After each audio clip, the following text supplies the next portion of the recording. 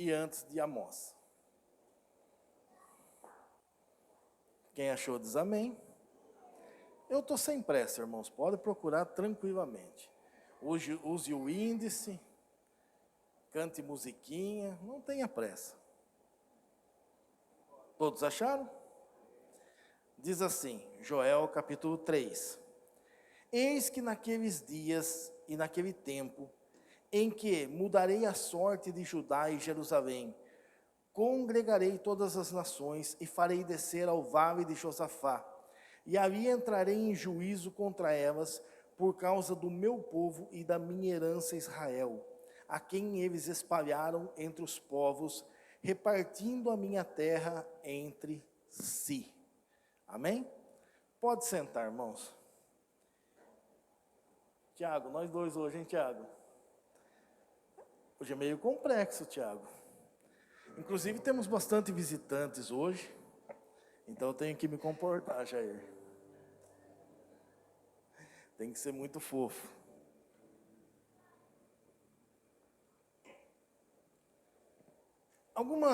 Talvez acho que o mês passado, eu preguei aqui sobre o juízo final. E eu disse que eu traria os 3 juízos que entendemos que está dentro do Apocalipse. Juízo final, juízo das nações e o tribunal de Cristo. São 3 juízos separados que encontramos em Apocalipse. O primeiro juízo, o tribunal de Cristo, acontece no arrebatamento. Somos arrebatados, a igreja é arrebatada antes da tribulação. Antes de entrarmos na bodas do Cordeiro, entendemos que passamos por um julgamento sobre as nossas obras. O tribunal de Cristo não é um julgamento para os condenados, todos ali estão salvos, mas cada um vai receber conforme aquilo que fez diante do Senhor aqui na terra. O segundo julgamento é o que vamos falar hoje, juízo das nações. Acontece no final da grande tribulação. Acontece logo após a guerra do Armagedon. E o último julgamento acontece no final do milênio. Não confundam a passagem que vemos quando Cristo vem em glória e o trono julgando as nações com aquele julgamento de Apocalipse 20. Não. Lá não é julgado ninguém que está lá, que foi ressuscitado para o julgamento, lá em Apocalipse capítulo 20, que é o que falamos num culto passado atrás. Ali não tem ninguém que vai se salvar, todos estão condenados. Aqui estamos diante de um julgamento aonde se separa bodes de ovelhas. Então aqui temos aqueles que vão ser salvos e os que não vão ser salvos. Quando lemos Joel, a profecia de Joel, não tinha acontecido nada de tão terrível com o povo de Israel ainda, quando Joel profetiza. Eles já tinham sido cativos, sim, porém voltaram para sua terra e não sofreram parte da diáspora ainda. Ou seja, Joel está profetizando que eles foram espalhados pelas nações, sem antes deles ter sido espalhados pelas nações. Joel está dizendo de um juízo que viria, ao qual o único consolo que eles teriam seria o Messias, o qual não reconheceram como Cristo quando Cristo veio. Então não entendam, não confundam a sequência das coisas. Primeiro, vai ter o julgamento das nações, que é assim que termina o arrebatamento, ou melhor, assim que termina a tribulação, e depois o trono branco, depois de 1000 anos. Nesse dia específico, o julgamento aqui não é para a igreja. O julgamento do juízo, a igreja já foi embora. As pessoas que estão do lado direito de Cristo, eles são as pessoas que ficaram salvas, inclusive os judeus, que foram salvas na grande tribulação. Não faça confusão, porque na tribulação terá salvação. Porém, é uma salvação muito mais complexa, porque não estamos mais dependentes exclusivamente do evangelho que pregamos hoje.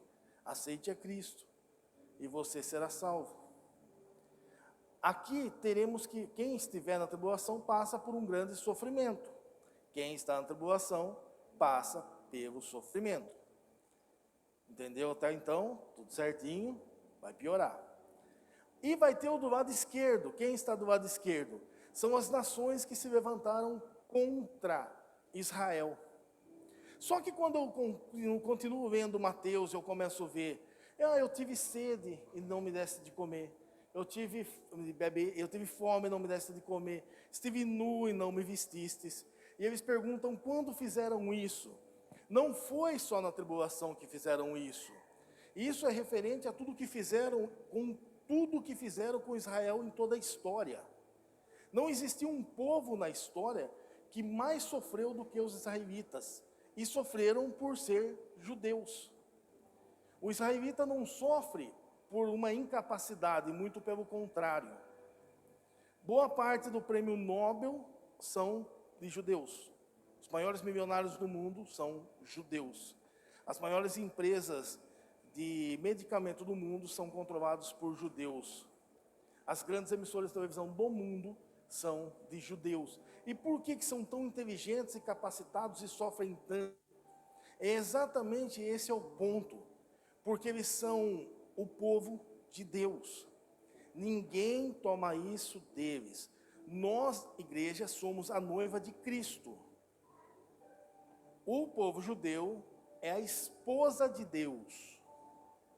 Nós somos a igreja, a noiva do Filho de Deus, de Cristo. Os judeus é o povo de Deus. Eles são perseguidos em toda a sua história. E na história recente foi quando houve a maior crueldade contra os judeus. Começa na década de 70, ou melhor, começa no ano 70 depois de Cristo, quando tem a invasão do general Tito em Jerusalém, aonde se tem a maior crueldade da história, acontece dentro de Jerusalém, aonde barriga de mães grávidas são rasgadas e tiradas seus bebês e costurados gatos dentro da barriga de suas mães. É onde o próprio Mateus, capítulo 24, Jesus está profetizando que teria muita dor, muito sofrimento, aqueles que amamentam porque seus filhos foram tirados e partidos ao meio. Homens e mulheres, simplesmente por serem judeus, não são cristãos aqui, são judeus, foram perseguidos, empalados e sofreram. E passaram por isso em toda a história, em toda a Europa. Os judeus viveram mudando de cidade em cidade por toda a história. Quando você vê a Idade Média, o judeu não tem paz na Idade Média, não tem parada na Idade Média, a ponto de ter que esconder sua própria identidade de judeu. Quando eles passam a ter um pouquinho de paz e começam novamente a falar que são judeus, entra o período mais cruel de toda a história e que, diga-se de passagem, está dentro do nosso período histórico, que é chamado de Holocausto. Eu estou resumindo bem a história, irmãos, para dar tempo. Quando chegam no Holocausto, o sofrimento é tão grande dos judeus, onde morrem milhões de judeus, onde eles são enganados, porque são levados ao campo de concentração por sua própria vontade. Eles não foram carregados para lá, obrigados a ir, não. Eles viviam em suas casas e começam a ser oprimidos pelos seus vizinhos. Eles começam a ser oprimidos por aqueles que moram junto com eles. Eles são afastados das áreas centrais da cidade, mesmo tendo condição financeira, e vão morar em guetos. E quando chegam nos guetos, eles sofrem nos guetos, apanham e são queimados nos guetos, a ponto de o próprio Hitler, na época, ele propõe levar eles para um lugar que eles teriam paz, chamado de campo de concentração. Diziam que lá eles teriam um trabalho, teriam como ter uma vida melhor. E eles embarcam felizes em ônibus, e vão em trens, e vão para os campos de concentração. Quando eles chegam lá, por exemplo, se você olha as fotos de Auschwitz, quando você está olhando as fotos, você vê cabines com chuveiros. Eles não tinham chuveiros nos guetos na Alemanha. E por que aqueles chuveiros? Porque foi proposto para eles que eles teriam uma vida melhor, eles teriam banho, comida. A mala de roupa deles, disseram, faça uma mala com poucos pertences, para que vocês levem seus pertences e tenham alguma coisa para se apegar. E pegaram tinta, os nazistas pegam tintas e escrevem o nome das pessoas na mala. Mas essas malas nunca chegariam na mão deles. E por que os nazistas fizeram isso? Para não haver rebelião. Foram levados por sua própria vontade até a morte. Quando entram em suas câmaras, onde tinha aquele chuveiro, em vez de cair água, soltava gás. E exterminava milhões e milhões de judeus. Estou dizendo só um campo de concentração. Existiam vários. Se engana quem pensa que foi só a Alemanha que fez isso. A Polônia baixou a mesma lei e tinha, pasmem, tinham pessoas que iam para participar, trabalhar nos campos de concentração, se oferecendo para ir. Se ofereciam para ir. A Polônia foi um país em que foi muitas pessoas voluntárias para matar judeus. Um judeu que estava escondido próximo da casa de alguém, o vizinho dele chegaria nele e dizia assim: perto da minha casa tem um judeu, para que ele fosse capturado e levado a um campo de concentração. As pessoas eram cruéis, tudo isso por causa de um povo, só porque eles eram judeus. Nunca fizeram mal em lugar nenhum, muito pelo contrário. Se eu pego tanto a história bíblica como secular, foi através de judeus que o Egito conseguiu, através de um judeu, de um israelita, filho de Israel, José, que o Egito não virou um território sem ninguém, uma morte mundial, porque um judeu, ou melhor, um israelita, teve a ideia, sonhou, Deus mostra para ele, ele governa o Egito e traz prosperidade para o Egito e para os demais lugares do mundo. É muito fácil falar a história de judeus e conhecer nobres judeus em que fizeram grandes inventos no mundo, grandes invenções que mudou a história. Tudo isso que eu estou dizendo para vocês, é para vocês entenderem o sofrimento em que passou os judeus, por causa de uma raça específica, por um chamado de Deus que eles tiveram na vida deles. Aí Jesus então vem no capítulo 25 de Mateus e ele profetiza o que acontecerá no último dia, porque isso não fica impune. Todo sofrimento vai ser um dia julgado, ajuizado e condenado essa prática. Porque ainda haverá, irmãos, ainda haverá mais uma perseguição aos judeus. Ainda tem a derradeira perseguição aos judeus, a última perseguição aos judeus. Essa perseguição acontece dentro da tribulação. E quem persegue os judeus ali é o anticristo. Porque até então, no começo da grande tribulação, eles são enganados pelo anticristo. No comecinho da grande tribulação, o anticristo convence eles de que ele faz parte daquele povo. E depois convence eles de que ele é o Messias. Mas passados os 3 primeiros anos da tribulação, rompe-se o pacto de paz, porque o anticristo quer ser adorado pelos judeus. E os judeus não vão adorar ninguém que não seja realmente o Messias ou Deus. Aí então é quando o povo judeu se afasta, entra dentro de Israel, do território de Israel, de Jerusalém, e todos os judeus do mundo começam a ser perseguidos. Todas as famílias de judeus do mundo começam a perder suas propriedades e correm para Jerusalém. Todo mundo corre se defender em Jerusalém. Aí as pessoas que não recebem a marca da besta, correm também, boa parte que podem, correm para o território de Jerusalém. E os que não podem vão falecendo pelo meio do caminho. Aonde o anticristo levanta um exército enorme para ir contra um povo. Qual povo? O povo judeu. Estamos na tribulação. O sofrimento já aconteceu. O arrebatamento já se foi. E agora um povo é perseguido. Esse povo que é perseguido está dentro de Jerusalém. E eles vão exatamente próximo do templo, quando a Bíblia diz que é no vale de Josafá, em Joel, que Jesus virá. Esse vale de Josafá é o vale do Cidrom. Você vai ver isso na Bíblia. Jesus passou diversas vezes por ele. Toda vez que Jesus ia para Jerusalém, ele passava por esse vale do Cidrom, ou ribeiro do Cidrom, ou é o mesmo vale de Josafá. É um cemitério. É um cemitério judeu que tem lá. Não é o mesmo cemitério que está de frente do Monte das Oliveiras, irmãos. Esse cemitério foi enterrado, além de reis, alguns profetas e até alguns discípulos. Tiago está enterrado nesse cemitério. E ali foi enterrado muitos judeus que foram perseguidos e morreram por ser judeus, principalmente aqueles que morreram no ano de 70 depois de Cristo.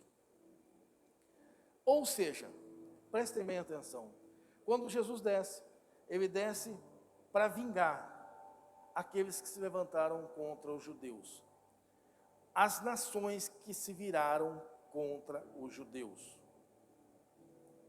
Entenderam até agora? Agora preste atenção. O que isso tem a ver comigo e com você? Parece que nada, né? Pois é. Não tem como eu falar sobre o juízo das nações sem falar sobre política. E glórias a Deus, acabou, não estamos em ano eleitoral. Mas preste bem atenção como vai funcionar tudo isso. Porque quando eu falo de nações, eu não estou falando de religião. Quando eu falo de nações, eu estou falando de políticos. Estou falando de presidentes, reis, rainhas, governadores, imperadores, ditadores e todos os ores que tiverem a mais. Por isso, a igreja tem que estar muito atenta com algumas coisas, muito atenta com algumas diretrizes políticas, pensando que o seu voto não muda nada, que aquilo que você faz não muda nada. Muda, irmãos, e muda muito ainda. Porque, na verdade, esse juízo vai ser um juízo de vez. É o juízo das nações. É chamado o governante que estará vivo, que foi vencido, e junto com eles, a nação que colocou aquele líder lá, que apoiou essas leis. Como eu disse agora de pouco, por exemplo, na Polônia, até hoje, na Polônia, tem uma lei que não se deve devolver o território que era do judeu para o judeu, porque o judeu tinha muita terra na Polônia. A lei está hoje vigente na Polônia, ainda está vigente. Na Alemanha já foi baixada essa lei há muito tempo, e na Polônia ainda está vigente essa lei. Então entendam uma coisa, tudo aquilo que vai contra o nome do Senhor, é contra o povo judeu. E se é contra o povo judeu, está fadado a esse juízo, o juízo das nações. Não estou falando de direita, esquerda, de centro, nada disso, irmãos. Entendam uma coisa. Para mim não importa em quem você votou, deixou de votar, ou vai votar daqui para frente. Para mim, tecnicamente, isso não muda nada. Mas não vote em ninguém que seja um palmo contrário à palavra do Senhor. Porque quando você votar em alguém que é contrário à palavra do Senhor, você está apoiando a esses que perseguirão os judeus em um futuro muito próximo. O novo holocausto está aí. Irmão Fernando, isso é loucura, irmãos. Não faz nem 3 meses prenderam um moço com uma suástica andando no shopping em Belo Horizonte. Loucura? Olha as redes sociais como tem crescendo o antissemitismo. Um famoso rapper americano falando que o holocausto nunca existiu e que se existiu não foi como é. Sabe quem tirou as fotos do holocausto quando você vai na internet e olha lá? Não foi judeus, irmãos. Porque Hitler queria fazer um museu dos judeus pela extinção deles. Os próprios nazistas tiraram essa foto. E quando você apoia algumas coisas que são contrárias à palavra do Senhor, diminuem a grandeza de Deus, você acaba por apoiar aqueles que serão condenados neste dia. Irmão Fernando, mas o Brasil estará nessa lista?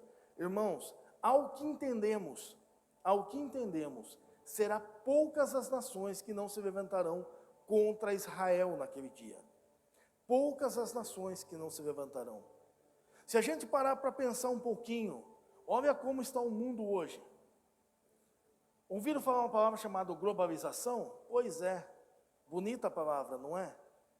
O que é globalização, irmãos? É exatamente a centralização de poder em um só homem. Quem é esse homem? É o anticristo. Quando eu falo de globalização, eu estou falando de uma saúde única, de um exército militar único, onde, por exemplo, se o Brasil faz parte disso, o exército brasileiro tem que lutar a favor do anticristo. Se luta a favor do anticristo, ele está contrário a Israel. Pasmem, a China cresce um exército do tamanho do exército da França por ano. O exército francês, que é um baita de um exército, a China alista e compra equipamentos suficientes ao tamanho de um exército da França por ano. Olha o tamanho do exército da Rússia e da China. Está tudo preparado para o dia em que se levantarão contra Israel. Antes disso seremos arrebatados, sim. Como igreja seremos arrebatados. E como vamos deixar preparado o caminho para o anticristo? Colocando, achando que não tem nada a ver. E não estou falando de presidente, só de presidente, não. Estou falando de tudo, irmãos, tudo. Desde o vereador, que é aquele que vai na porta da sua casa, mas você sabe que os pensamentos dele são contrários a pensamentos bíblicos. Ele é a favor a coisas que não é a favor de Deus. Estou falando de deputados, seja eles crentes ou não. Olha onde ele senta, com quem ele anda, negócios com quem ele faz. Não vote porque ele é crente ou porque deixou de ser crente. Vote em pessoas que realmente estão dispostas a guerrear contra esse plano de Satanás. Irmão Fernando, mas não vai acontecer? Vai, pode acontecer, mas eu não vou passar por esse juízo. Eu não tenho parte nesse julgamento. Eu não faço parte desse povo. Eu sou daqueles que defendem a palavra do Senhor até o último minuto. E eu vou defender também com meus votos. Governadores que fazem lei para tudo, mas não colocam nenhuma lei para que se guarde a palavra do Senhor. Liberam tudo, deixa que aconteça o que quiser. Senadores que brigam pelos seus próprios interesses, pelos seus salários. Deputados que fazem os seus acordos à escura e vêm falar uma baita de uma retórica para você. E você vota nele só porque é um ideal. Porque eu gosto de tal presidente ou de tal presidente, porque eu sou disso e eu sou daquilo, e eu perco a minha consciência. Eu me vendo minha consciência por causa de nada. Estamos vivendo períodos difíceis, irmãos. Eu não gosto de política. Quem vem nas minhas aulas de escola bíblica sabe muito bem. Eu não gosto de política partidária, que é o que vemos no Brasil. Eu gosto de geopolítica, uma política a nível mundial, porque isso me faz conhecer mais a Bíblia e entender as coisas que estão acontecendo. Quando eu subo um pouquinho mais e começo a ver abrangentemente o que está acontecendo no mundo, eu começo a me assustar.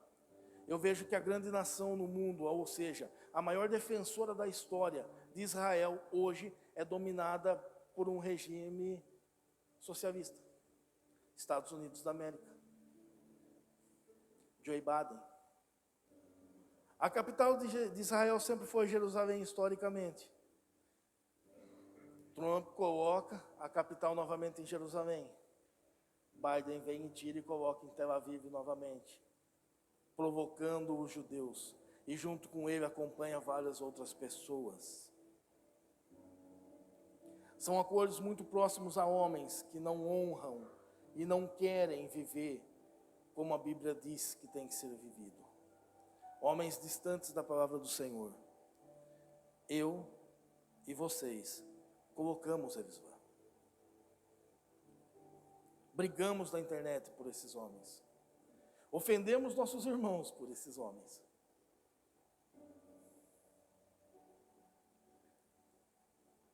É tão curioso,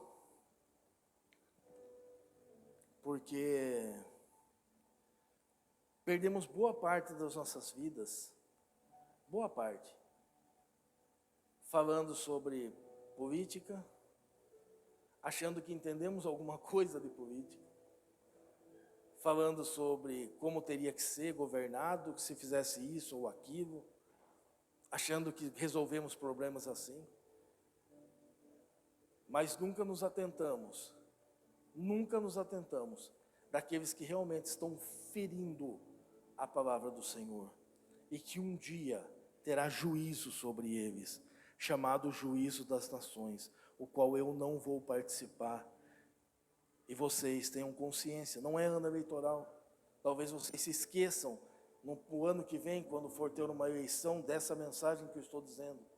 Não precisa lembrar da mensagem, mas lembre da consciência em que vocês têm que ter, de colocar pessoas que vão defender a palavra do Senhor.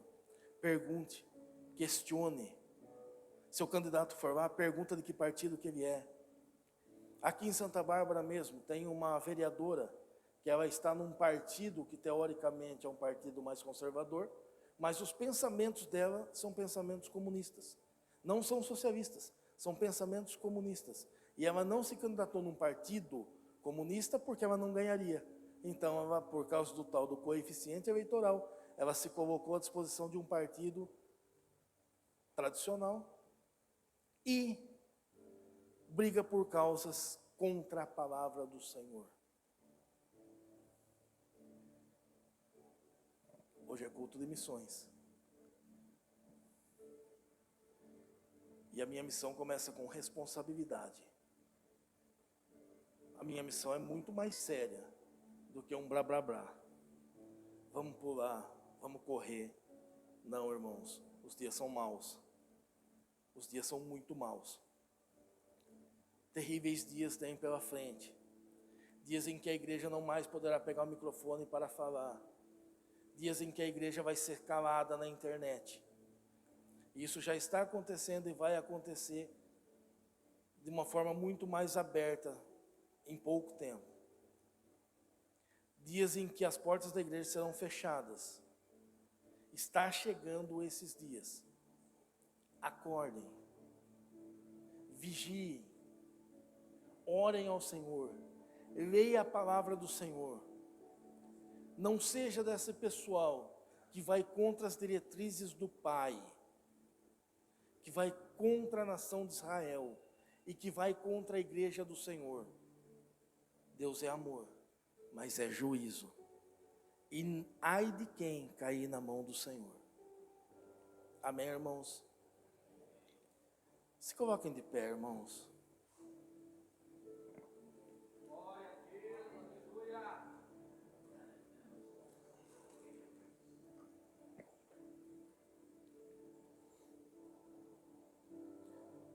Essa, sem dúvida, é a mensagem mais difícil que eu preguei até hoje. Sem dúvida. De longe. A mais difícil. E não é difícil por causa da mensagem em si. Não. É muito difícil porque eu não tenho o costume de falar o que você deve fazer ou não deve fazer. Eu procuro ensinar e as pessoas ponderem se eu devo seguir esse ensinamento ou não. Só que os dias são muito difíceis. Muito difíceis. Não temos mais paz para mandar umas crianças para a escola. Não temos paz para sair trabalhar. Não sabemos nem se vai ter um emprego amanhã. Os dias são difíceis. Jesus está voltando, irmãos. Ele está voltando. Todos os sinais se cumpriram. O último deles que haveria de ser cumprido, segundo Tessalonicenses, fala que é a apostasia da igreja. E já se cumpriu. Vivemos período de uma igreja apóstata. De uma igreja onde a palavra do Senhor saiu e a que agora entrou foi riquezas, bens, prosperidades terrenas. Foi onde saiu as diretrizes, os ensinamentos de Deus e entrou ensinamentos de homens. A igreja mudou o seu rumo, o seu curso. Quando eu falo igreja, irmãos, eu falo de uma forma geral. E eu não excluo a Assembleia de Deus disso também. Por quê? Porque dentre nós, e já é profetizado há muito tempo por Paulo, quando fala a Timóteo, tem muitos de nós que ensinam o contrário disso. Ensinam o contrário disso. Prestem muita atenção nas coisas que acontecem ao seu derredor. Observem. Não vá pensando que o pastor é quadrado quando ele não coloca ninguém de fora para pregar aqui, ou coloca menos pessoas de fora. Você não sabe como as pessoas vêm de fora para cá. Não critiquem quando não tem um culto com o nome que você não quer. Não, irmãos, porque o culto é para Deus. Não existe culto de libertação, não existe culto da vitória, não existe nenhum outro culto que não seja culto ao Senhor. Um culto não é meu, não é para mim. Eu não tenho que ser aplaudido. Jesus está voltando.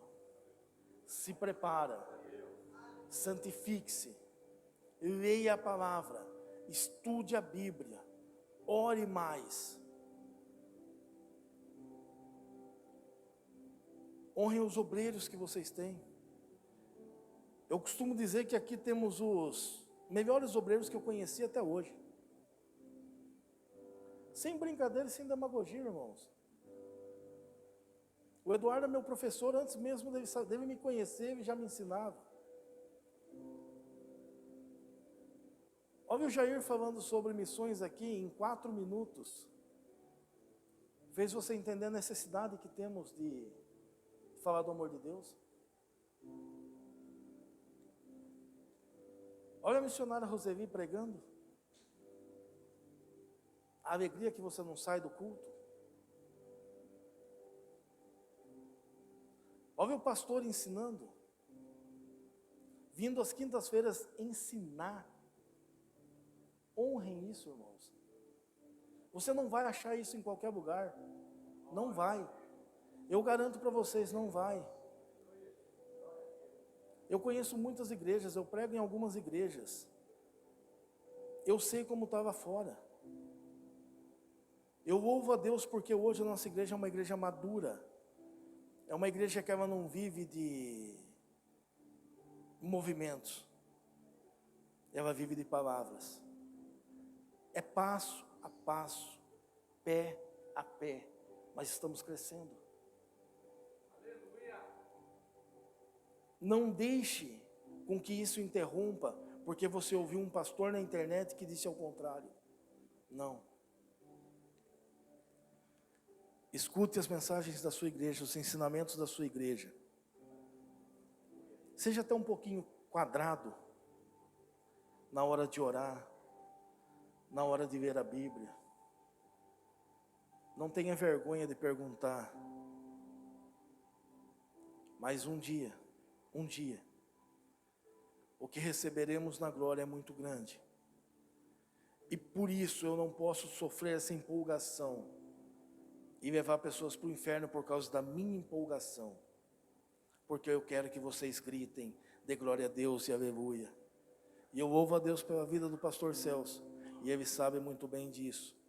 Porque eu passei um bom tempo orando para que uma igreja tivesse palavra. Um bom tempo. E hoje, nesse culto de missões, quando você dobrar o seu pescoço para orar e fechar os seus olhos, coloque algumas prioridades na sua oração hoje. E que as suas prioridades sejam conciliadas ou ligadas ou focadas nas vontades de Deus e não nas nossas próprias vontades. Deus quer que as pessoas todos sejam salvos. Mas para ser salvo se tem um caminho. E o caminho da salvação é a palavra do Senhor. Ore para que Deus nos instrua a mais aqueles que ensinam. Ore para Deus dar graça aos músicos, dar graça ao pastor, dar graça ao pastor Davi, a família do pastor Davi, a família dos obreiros. E além de tudo, ore para o Senhor abrir a nossa mente com o entendimento de Cristo, não com o entendimento humano. com entendimento aquele que vem do céu, o qual aquele que você está olhando parece ser o caminho certo, mas o Espírito Santo está dizendo: isso não vem de mim. Ore para Deus trazer paz no seu coração, mas além de tudo, ore para Deus te dar coragem de falar o Evangelho, seja ele como tem que ser dito, doa quem doer, mas que a mensagem seja pregada. Amém? Senhor Deus, Pai eterno, soberano, maravilhoso, Deus de poder e bondade e graça, meu Pai, estou eu, Senhor amado, diante da Tua igreja, Senhor, e a minha primeira oração, o meu primeiro pedido diante de Ti, meu Pai, é que o Teu Espírito Santo jamais se aparte dessa igreja. Senhor, não retire de nós o castiçal, Senhor amado. Antes, meu Pai, distribua entre nós dons, Pai amado, para favor da igreja, meu Pai. Abra, Senhor, a minha mente, o meu entendimento para as coisas divinas, para as coisas celestes, para a Tua palavra, e assim também o faça aos meus irmãos. Meu Deus, não me permita ser enganado pelo mundo, Senhor, ser enganado por políticas do mundo, meu Pai amado, por conceitos mundanos, Senhor. Antes, Pai, me traz a coragem, Senhor amado, de fazer a Tua vontade. Deus, retira de mim a covardia, Senhor, dos meus irmãos, meu Pai. Tempos difíceis vêm vindo sobre a Tua igreja, Senhor. Tempos em que tentarão nos calar, meu Pai amado, e conseguirão calar a muitos, Senhor. Mas eu peço, Pai, que até nesses momentos o Senhor nos dê força para passar, seja ela a dificuldade que for, meu Deus. Pai, coloca no coração dos meus irmãos a paz de Te servir, Senhor amado, humildemente e fiel, dentro da Tua palavra, dentro das Tuas diretrizes, Senhor. Meu Deus, me ensina a fazer a Tua vontade a cada dia, começando de mim, Senhor. Renova-me, Senhor amado, trazendo o Teu entendimento, Senhor, as coisas que eu não consigo entender que vêm de Ti. Pai, esclareça ao Teu servo e aos meus irmãos, em nome de Jesus, ó Espírito Santo. Eu Te agradeço por tudo que tem feito em nosso meio. Continua falando aos nossos corações e nos dando a Tua graça, em nome de Jesus. Amém. Pode sentar, irmãos.